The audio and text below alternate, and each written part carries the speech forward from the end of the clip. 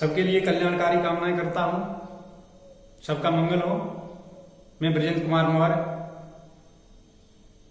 आज विश्व के प्रमुख दर्शनों में इस्लाम धर्म के संबंध में कुछ चर्चा करने जा रहा हूं। उम्मीद करता हूं आपको ये जानकारियां बहुत रोचक लगेंगी, बहुत अच्छी लगेंगी। देखो, भारत में अगर हम देखते हैं, भारत के प्राचीन काल से अगर हम देखते चले आए तो एक से बढ़कर एक प्रकाशित व्यक्ति हुए हैं। ये परंपरा जैन धर्म से आप अगर मान लेते हैं तो ऋषभदेव, पार्श्वनाथ, महावीर स्वामी, ईसा मसीह से भी जन्म से पूर्व की बातें हैं। भगवान बुद्ध, इन्होंने दुनिया को इतना प्रकाशित किया, इतना प्रभावित किया, भारत के ही नहीं अपितु विश्व के इतिहास में ऐसा कोई और दूसरा नाम नहीं जिन्होंने इस जगत को इतना प्रकाशित किया हो। एक से बढ़कर एक ज्ञानवान और प्रकाशित व्यक्ति, जीवंत गुरु उनके साथ घूमते थे। इस संबंध में अगर हम देखेंगे तो यूरोप महाद्वीप और अमेरिका महाद्वीप बहुत पीछे है। वहीं अगर दक्षिणी एशिया की बात करते हैं तो अरब देशों में भी कोई और दूसरा नाम नहीं मिलता मोहम्मद साहब से पहले और नहीं मोहम्मद साहब के बाद। अरब देशों के निवासी हमने देखा है बहुत अधिक क्रूर, युद्ध में संलग्न रहने वाले थे।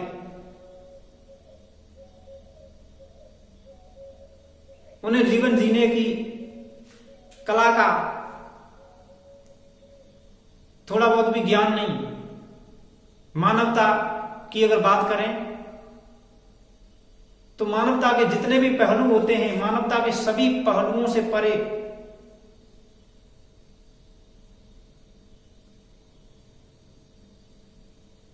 लेकिन मोहम्मद साहब के बाद उन्होंने कुछ जीवन जीने का ढंग सीखा। उनके जीवन में कुछ संगीत की तरंगें आई, उनका जीवन ही संगीतमय हो गया। लेकिन वर्तमान समय में अगर देखा जाए तो इस्लाम की मान्यताएं और इस्लाम की परंपराओं से दूर जा चुका है ये मुसलमान समाज। उन्होंने अपने अपने हिसाब से, अपनी अपनी सुविधा के अनुसार व्याख्या कर ली इस्लाम धर्म की, जिसकी वजह से उसका परिणाम यह हुआ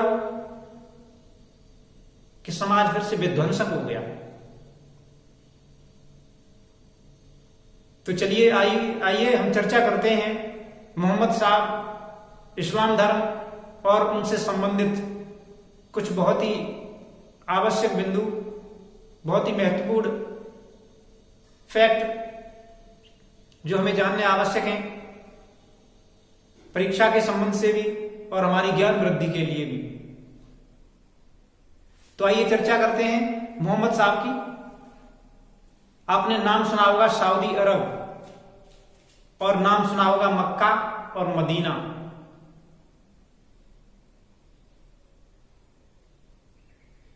तो ईसा मसीह के जन्म से पूर्व हमने पढ़ा है कि महावीर स्वामी आए, भगवान बुद्ध आए, हजरत मूसा आए,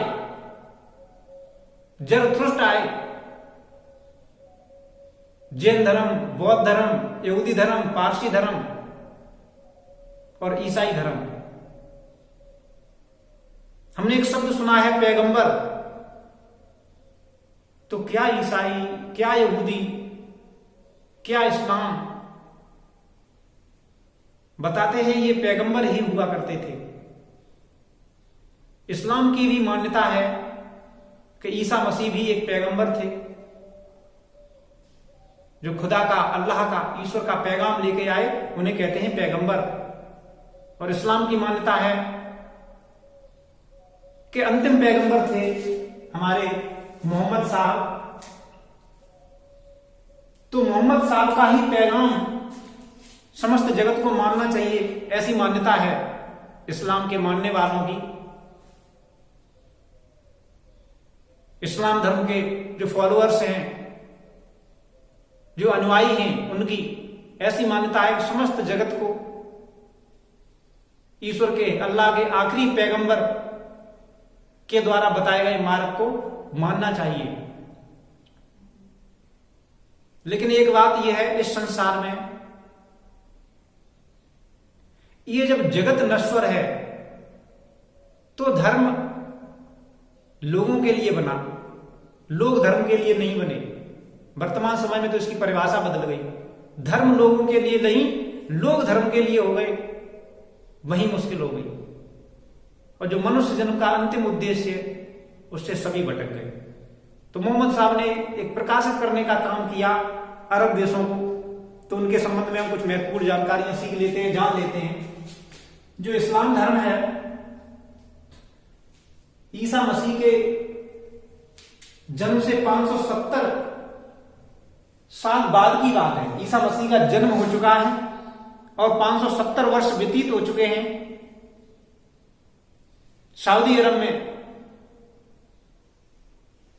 इस्लाम धर्म के प्रवर्तक मोहम्मद साहब का जन्म होता है। ठीक है, पहले तो ये जान लेते हैं कि तात्पर्य क्या है, अर्थ क्या है इस्लाम धर्म का। इस्लाम धर्म का तात्पर्य है, देखो, विनम्रता, पवित्रता और शक्ति में प्रवेश। अब वर्तमान समय में ये कहां तक सार्थक हो सक रही है, कहां तक इस मान्यता पे चल सके हैं इस्लाम के मानने वाले, वो विचारनीय बात है।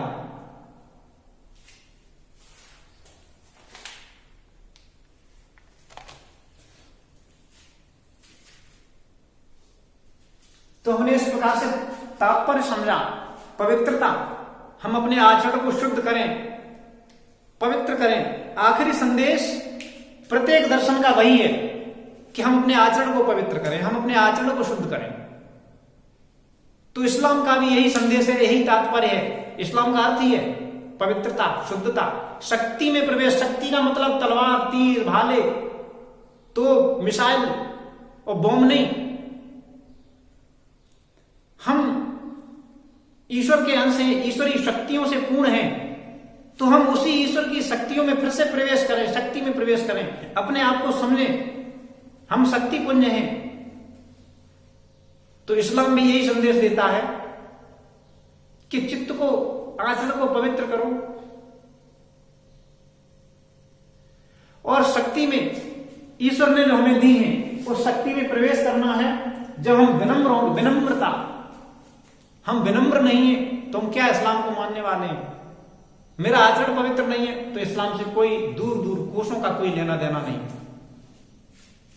ठीक, तो आगे चर्चा करते हैं। ये तो हो गया इस्लाम का तात्पर्य। अनुयायी, इनके अनुयायी होते हैं जो मोहम्मद साहब के, उनको कहते हैं मुसलमान। मुसलमान का शाब्दिक अर्थ हो गया मुसल्लम प्लस ईमान। ईमान का पक्का, जिस व्यक्ति का ईमान पक्का है उसे हम कहते हैं मुसलमान। तो इस्लाम धर्म के जो जितने भी अनुयायी हैं उनको इस शब्द का अर्थ जान लेना बहुत आवश्यक है। विनम्रता, पवित्रता और शक्ति में प्रवेश। शक्तिशाली कभी भी किसी को सताने का काम नहीं करता है, वो जगत कल्याण के लिए कार्य करता है। नाम सुना होगा प्राकृतिक शक्तियां, वो जगत कल्याण के लिए कार्य करती हैं। सबसे बड़ी शक्ति क्या है? ऊर्जा। देखो, सूर्य ऊर्जा दे रहा है जगत कल्याण के लिए। सबसे बड़ी दूसरी शक्ति क्या है? पवन, श्वास दे रही है, सबको जीवन दे रही है जगत कल्याण के लिए। तो इसी प्रकार से शक्ति में प्रवेश, खुद के कल्याण के लिए और जग के कल्याण के लिए। हमने मुसल्लम और ईमान का अर्थ समझा। जो ईमान का पक्का हो उसे कहते हैं मुसलमान। अब सऊदी अरब में मक्का, मदीना, आपने सुना है मक्का नाम, मदीना सुना है, सऊदी अरब सुना है। दक्षिणी एशिया का एक देश है, इनके माता पिता का नाम देखेंगे, अमीना और अब्दुल्ला। अब्दुल्ला इनके पिता का नाम था और अमीना इनकी मां का नाम था। तो अमीना और अब्दुल्ला के घर इनका जन्म होता है, ठीक है। और इनका पूरा नाम था मोहम्मद साहब, तो सबने सुना है मोहम्मद साहब इनका नाम था। अमीना और अब्दुल्ला इनके माता पिता हो गए। इनका पूरा नाम है हजरत मोहम्मद सल्लल्लाहु बस सल्लम।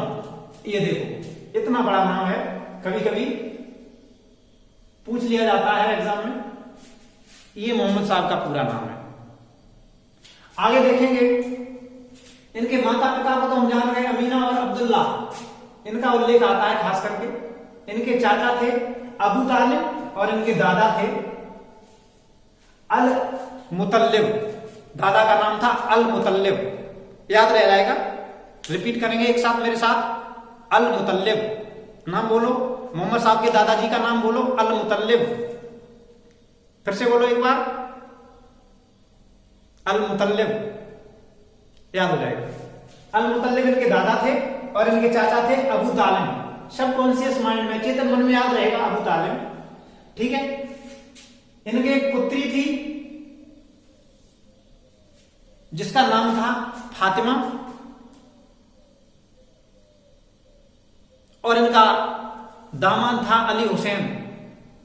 अली हुसैन के संबंध में बता दूंगा आगे चल करके। ये मोहम्मद साहब के उत्तराधिकारी के रूप में जाने गए, लेकिन मतभेद हो जाने के कारण इस्लाम धर्म दो भागों में विभाजित हो गया, एक शिया और एक सुन्नी। जो मोहम्मद साहब के फॉलोअर थे वो सुन्नी बोले गए, और जो अली हुसैन के सिद्धांतों पे चलने वाले थे वो शिया बोले गए। बाद में अली हुसैन की हत्या भी कर दी जाती है, आगे कभी चर्चा करेंगे इस संबंध में, ठीक है। अब इनकी पत्नी का नाम क्या था? इनकी पत्नी का नाम था खदीजा, और इनके अन्य भी पत्नियां थी। इन्होंने 7 विवाह किए थे, उनमें से एक 7 वर्ष की लड़की भी थी। अब क्यों ऐसा हुआ मैं नहीं जानता, फिर भी हम अध्ययन करेंगे। किसी दिन नया वीडियो लेके आएंगे तो आपको बताएंगे। अभी आप ये जान लो, जो खदीजा थी, खदीजा बानो बेगम कुछ भी कह लो, ये इनकी उम्र से कई एक वर्ष बड़ी थी, बहुत बड़ी थी इनसे उम्र में। तो हमने खदीजा को जाना, जो इनकी पत्नी के रूप में विख्यात है, जानी जाती हैं, ठीक है। और अन्य भी इनकी 6 बीवियां थी। आगे देखेंगे इनका जन्म हुआ था ईसा मसीह के जन्म से 570 वर्ष पहले, और इन्हें खुदा का संदेश मिला था। पैगंबर हैं, पैगाम लेके आए हैं। चाहे ज्ञान प्राप्ति कह लो उसे। हीरा नामक गुफा में ये अपने चित्त को, अपने मन को पवित्र, विनम्र, शुद्ध करने के काम के लिए बैठे थे। अब इनकी भाषा शैली में क्या कहें, तपस्या कह लो, साधना कह लो। तो हीरा नामक गुफा में इन्हें एक देवदूत, जिब्राइल नाम था, जिसका नाम देखेंगे जिब्राइल। जिब्राइल एक पुस्तक लेके आए जिसे वो कहते हैं कुरान शरीफ, कुरान मजीद। और उस पुस्तक में क्या, खुदाई एहलाम, यानी खुदा का संदेश, खुदा के बताए गए नियम, खुदा के बताए गए रास्ते। तो खुदाई एहलाम लेके आया देवदूत जिब्राइल, और उस देवदूत जिब्राइल ने हीरा नामक गुफा में खुदा का संदेश, खुदा का पैगाम मोहम्मद साहब को सुपुर्द किया। और उसके बाद मोहम्मद साहब ने फिर अपने बताए गए नियम सिद्धांतों को अरब देशों में फैलाने का काम किया। आगे देखेंगे मक्का और मदीना, 2 स्थान बहुत फेमस हैं। मक्का से ये मदीना चले गए, क्योंकि अरब देशों के निवासी इनके सिद्धांतों को मानने के लिए एकदम से इतनी जल्दी तैयार नहीं थे, तो इन्हें स्थान त्यागना पड़ा, अपनी जगह छोड़नी पड़ी। वो जान के दुश्मन बन गए। मोहम्मद साहब ने यह बताया कि बुराई के खिलाफ लड़ो, तलवार उठा लो, तो तलवार उठाने वाले के खिलाफ तलवार उठाने वाला आ जाता है। भारतीय दर्शन में इस प्रकार का उल्लेख नहीं मिलता है। घृणा को घृणा से समाप्त नहीं किया जाता, नफरत को नफरत से नहीं जीता जा सकता, उसे सिर्फ और सिर्फ प्यार से जीता जा सकता है, प्रेम से जीता जा सकता है। नफरत से नफरत को कभी नहीं जीत पाएंगे। भगवान बुद्ध ने कहा कि घृणा को सिर्फ प्रेम से जीता जा सकता है, लेकिन यहां ये मुश्किल हो गई। ठीक है, आगे देखेंगे इनका इंतकाल, ये अरबी भाषा के शब्द हैं। इंतकाल का मतलब होता है देह त्याग, तो इनका इंतकाल हो गया 632 ईस्वी में। और इनका जन्म कब हुआ, ये देखो 570 ईस्वी में। तो ये दो महत्वपूर्ण तिथियां याद रखोगे, 570 ईस्वी और ये 632 ईस्वी। अभी तक जो हमने दर्शन पढ़े हैं वो ईसा पूर्व के पढ़े हैं। अब जब हम सिख धर्म पढ़ाएंगे तो वो भी नवीन बात है। एक से एक जीवंत, एक से एक प्रकाशवान गुरु हुए। मैं कबीरदास जी का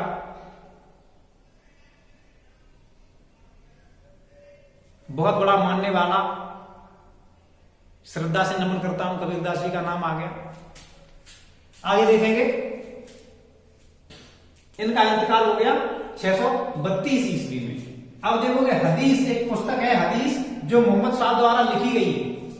इस्लाम की दो पुस्तकों के नाम आप याद रखेंगे, एक कुरान शरीफ या कुरान मजीद और एक हदीस। जो हदीस है वो खुद मोहम्मद साहब ने लिखी है, मोहम्मद साहब के कथन है हदीस में, और उसमें मोहम्मद साहब की जीवनी का उल्लेख किया गया है। तो हदीस को याद रखेंगे, ठीक है, बहुत ही आवश्यक पुस्तक हदीस और कुरान मजीद। इसमें मोहम्मद साहब की कथन है हदीस में। हदीस में मोहम्मद साहब ने अपने कथन दिए हैं, लेकिन जो कुरान है वो जिब्राइल द्वारा दिया गया अल्लाह का पैगाम है, खुदा का पैगाम है। ऐसा उन्होंने कहा कि हीरा नामक गुफा में एक देवदूत आए, जो जिब्राइल नाम था उनका, उन्होंने हमें अल्लाह का, हमें खुदा का पैगाम दिया है। ठीक है, आगे देखेंगे। कुरान के संबंध में हम जानकारी ले लें। कुरान मजीद भी कहते हैं और इसे कलाम पाक भी कहते हैं। कलाम ए पाक, पवित्र पुस्तक, खुदा का कलाम, खुदा का संदेश, खुदा का पवित्र संदेश। ठीक है, तो कुरान में देखोगे 114 अध्याय हैं। बहुत ही इंपोर्टेंट पॉइंट, कुरान मजीद में कितने अध्याय हैं? 114 अध्याय हैं। और कुरान में 6237 आयतें हैं। आयतें या पाठ कह लो, और शब्द देखोगे 32,02,670 शब्द हैं। स्मरण रखेंगे इसे, बहुत ही आवश्यक पॉइंट। 114 अध्याय, 6237 आयतें या पाठ, और 32,02,670। ठीक है, 32,02,670 शब्द है। इस बात को आप अचेतन मन में बार बार रिपीट करेंगे तो आपके दिमाग में रह जाएगा। प्रत्येक देखो इन्होंने क्या कहा, मुसलमानों को संदेश क्या दिया, जो इनके अनुयायी हैं, जो इनके प्रवर्तक हैं, उन्होंने अपने अनुयायियों को क्या संदेश दिया। देखो, प्रत्येक मुसलमान को दिन में 5 बार नमाज अदा करनी चाहिए, उस खुदा की बंदगी करनी चाहिए, उस अल्लाह की बंदगी करनी चाहिए। देखो कुरान शरीफ में, कुरान मजीद में बहुत अक्षाइयां हैं, लेकिन क्या होता है ना, जैसे कोई मूवी है 2.5 घंटे की, तो उसमें जो अच्छी कहानी होती है, कुछ दुष्ट पुरुष ऐसे होते हैं कि उनको अच्छी कहानी याद नहीं रहती। 2-1 मिनट का जो सीन होता है,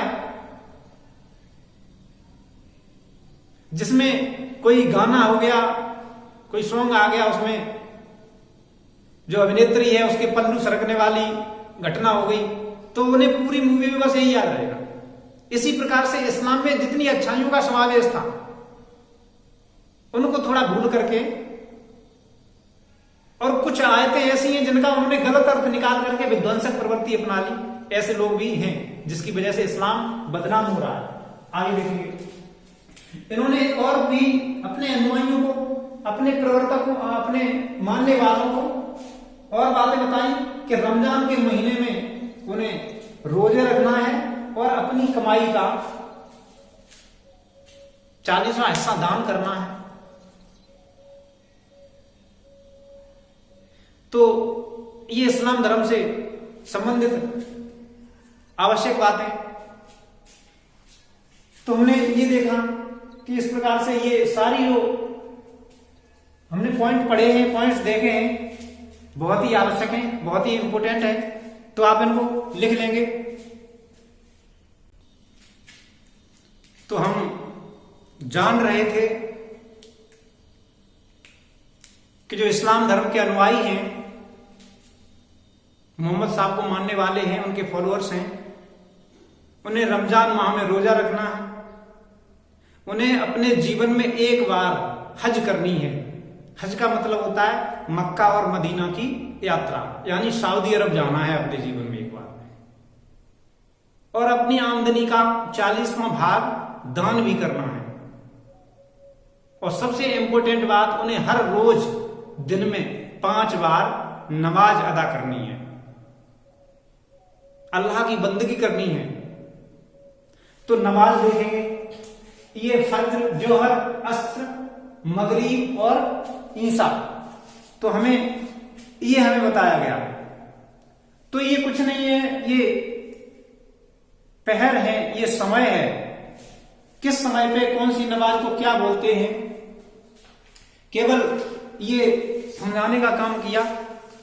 और अपने जीवन में कोई भी अनिवार्य बात हो, कोई भी इंपॉर्टेंट काम हो, उसको भी छोड़ करके, आपने देखा होगा जो मानने वाले हैं इस्लाम के, वो सारे काम छोड़ करके नमाज के लिए जरूर जाते हैं। ठीक है, तो सबसे पहली नमाज है वो सूर्योदय से पूर्व की नमाज होती है। पहर होते हैं ना, 5 पहर होते हैं, तो 5 पहर में भी उन्हें नमाज अदा करनी है। तो एक नमाज है सूर्योदय पूर्व की, जिसे कहते हैं। तो आइए देखते हैं इस्लाम धर्म में जो नमाज की प्रथा है वो क्या होती है। तो नमाज की प्रथा हम देखते हैं कि इस्लाम धर्म के मानने वालों के लिए हमने आपको बताए थे कि मुख्य रूप से 3-4 नियम बहुत ही आवश्यक हैं, जिनका उन्हें पालन करना ही करना है। अगर वो ऐसा पालन करते हैं तो उनके लिए बहुत अच्छी बात है। देखो, दिन में 5 बार उनको नमाज अदा करनी है, और 5 बार की नमाज को देखो, जो फज्र की नमाज है वो सूर्योदय से पूर्व की नमाज है, जो जोहर की है वो मध्याह्न की है, दोपहर की, जो अस्र की नमाज है वो अपराह्न की है, यानी दोपहर के बाद की, और जो मगरिब है वो सूर्यास्त की, और जो ईसा है वो रात्रि की नमाज है। अल्लाह का शुक्रिया अदा करते हैं, खुदा को धन्यवाद देते हैं, और उस अल्लाह की, उस खुदा की बंदगी करते हैं, तो उसे कहते हैं नमाज। ठीक है, तो नमाज को हम ऐसे जानेंगे। अब देखेंगे बरझक क्या है। बरझक एक शब्दावली है, बरझक, और एक शब्दावली है योग अलम क़यामत। अलकद्र, अलकद्र का मतलब कयामत की रात आएगी और सभी इस्लाम को मानने वाले जीवित हो जाएंगे। लेकिन ऐसा सच्चाई से कोई ताल्लुक नहीं इसका। हम अपने अध्ययन के अनुभव के आधार पर कह रहे हैं, हम भारतीय दर्शन के अनुभव के आधार पर कह रहे हैं। हमने विश्व के इतने प्रमुख दर्शनों को जाना, सीखा, समझा, खूब परखा, लेकिन उसमें ऐसा कहीं नहीं है कि कोई मरा हुआ व्यक्ति कयामत की रात आएगी और वो कब्र में निकल करके फिर से जीवित हो जाएगा, ऐसा कहीं नहीं है। ठीक है, बरज़ख का मतलब है कब्र में बिताया गया समय। इस्लाम की मान्यता के अनुसार जो व्यक्ति इस्लाम की मान्यता में हैं और जो मर चुके हैं, उन्हें कब्र में सुरक्षित कर दिया जाता है। हमने विश्व की प्राचीन सभ्यताओं में देखा तो हमने पिरामिडों को देखा। तो पिरामिडों में राजा महाराजा अपने सबको, अपने डेड बॉडी को सुरक्षित कर देते थे, जैसे कहते थे मम्मी, एक रासायनिक लेप लगा करके अपनी डेड बॉडी को सुरक्षित कर देते थे। उनकी भी मान्यता यही कि एक दिन कयामत की रात आएगी, तब तक हम बरझक में आसानी से समय व्यतीत कर लें अपना। तो बरझक का मतलब है कब्र में बिताया गया समय, और योग अलम क्याम है अलकद्र, बरझक में जो समय बिता रहे हैं उसे कहते हैं अलकद्र। और एक दिन कयामत की रात आएगी और सभी जीवित हो जाएंगे, ये है इस्लाम की मान्यता। अब जिहाद देखेंगे, जिहाद क्या है उनके शब्दों में। उनके शब्दों में जिहाद का मतलब है विधर्मी, यानी जो इस्लाम की मान्यताओं में विश्वास नहीं रखते हैं उसे वो कहते हैं विधर्मी। और उसकी हत्या कर देना, जो बहुदेववादी हैं, जो विधर्मी हैं या बहुत से देवी देवताओं को मानने वाले हैं, उनकी हत्या कर देना गुनाह नहीं है उनकी नजर में। उन्हें वो क्या कहते हैं? काफिर। काफिर को मार देना, काफिर, काफिर को मारना गुनाह नहीं है। तो ये हो गया जिहाद, विधर्मियों का और बहुदेववादियों का संहार करो। इस्लाम की इसी मान्यता ने इस्लाम को विध्वंसक बना दिया और आज पूरी दुनिया में इस्लाम बदनाम हो रहा है। मोहम्मद साहब ने बहुत अच्छी अच्छी भी बातें लिखी, उस पर किसी का गौर नहीं गया, उसकी तरफ किसी ने नजर उठा के देखा नहीं। लेकिन जिहाद को, बरझक को और काफिर को उन्होंने बड़ी भारी भली बात समझ लिया और अपने अनुसार व्याख्या कर ली। वैसे जिहाद का मतलब ये नहीं मोहम्मद साहब ने समझाया होगा। मोहम्मद साहब के अनुसार बुराई के खिलाफ लड़ाई लड़ना, बुराई के खिलाफ लड़ना, ये जिहाद है। और उन्होंने क्या कह दिया? जो इस्लाम को नहीं मानते, जो बहुदेववादी हैं, उनकी हत्या करना गुनाह नहीं है, उसे वो कहते हैं काफिर। आगे देखेंगे संप्रदाय। इस्लाम धर्म के दो प्रमुख संप्रदाय, एक तो सुन्नी और एक शिया। जो मोहम्मद साहब के बनाए गए नियमों को मानते हैं वो मोहम्मद साहब के बताए गए नियमों को मानने वाले सुन्नी कहलाए, और शिया उनके दामाद हुआ करते थे अली हुसैन, जो अली के नियम को मानते हैं उन्हें शिया कहा गया। और अली की हत्या भी की गई। इस्लाम के मानने वाले मुसलमानों ने ही अली की हत्या की और अल्लाह अकबर के नारे भी लगाए। तो इस प्रकार से इस्लाम में, इस्लाम के खलीफाओं के समाप्त होने से पूर्व ही बुराइयां फैल गई तमाम। अब देखें खलीफा क्या है। खलीफा का मतलब है उत्तराधिकारी। मोहम्मद साहब के उत्तराधिकारी खलीफा कहलाए। और जो अंतिम खलीफा था वो टर्की का सुल्तान था मुस्तफा कमाल पाशा। चलो हम नाम लिख दे रहे हैं, मुस्तफा कमाल पाशा। ये अंतिम था। तो मोहम्मद साहब की मृत्यु के बाद देखो खलीफा कौन कौन बने। और अली तक की बात बता रहा हूं, अबू बकर। मैंने बताया कि मोहम्मद साहब की एक शादी ऐसी भी हुई थी कि 7 वर्ष की लड़की के साथ। मैंने ऐसा पढ़ा है कि अबू बकर की वो लड़की थी, शायद इसीलिए इसको खलीफा बना दिया गया, खलीफा बन गया। अब देखेंगे उमर, उस्मान और अली। और अली कौन है?